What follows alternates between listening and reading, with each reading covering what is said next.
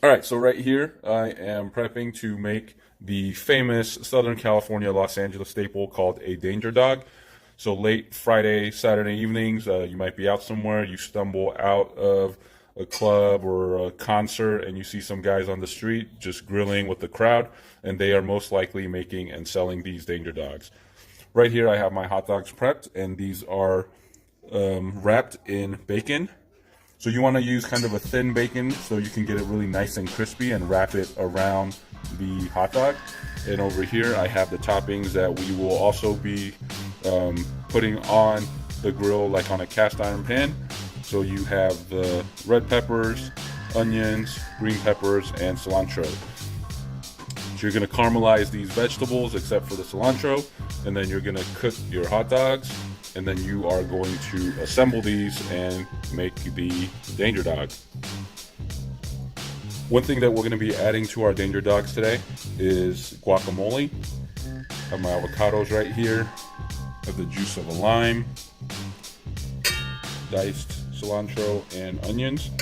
You're not going to see this on your typical street Danger Dog because, again, it's late 2 a.m. out on the street corner, so no one's going to be making fresh guacamole.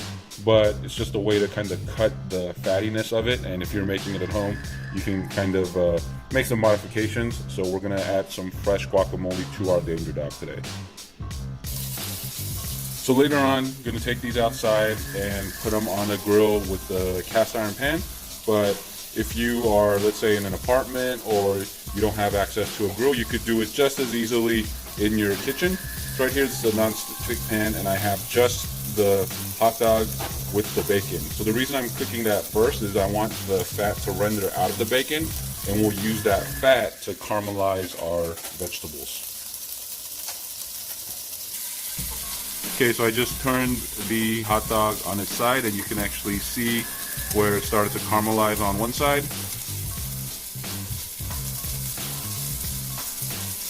You can see that fat starting to render out. Okay, so you can actually see that the fat has rendered. So I'm going to put some of the vegetables on.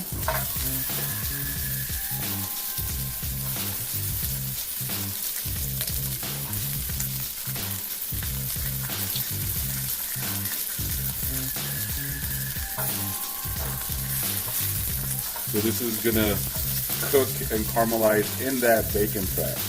And it's just enough for that one hot dog right now. So it's cooking nicely, and you can tell from the vegetables that it's getting a little translucent, and that is because you want some char on those vegetables. Okay, so you can see that the hot dog has a really nice char around the bacon, and it's at this point where I want to also steam up the bun, but also add some flavor to it. And the way you do that is just open it up and actually put it down right there with in between the hot dog. So it's going to soak up a little bit of the fat, soften up, and then the vegetables are going to finish cooking. Okay, so I've taken the hot dog out, and you can see where the bun toasted right up there on the top. I'm going to put my vegetables down and just finish it off with the condiments that I have. I have my vegetables on the hot dog, so we're going to start with mustard.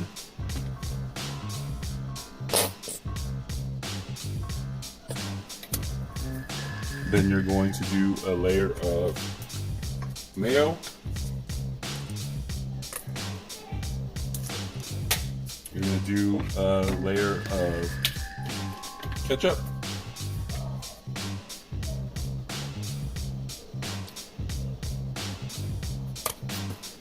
You're going to sprinkle the cilantro.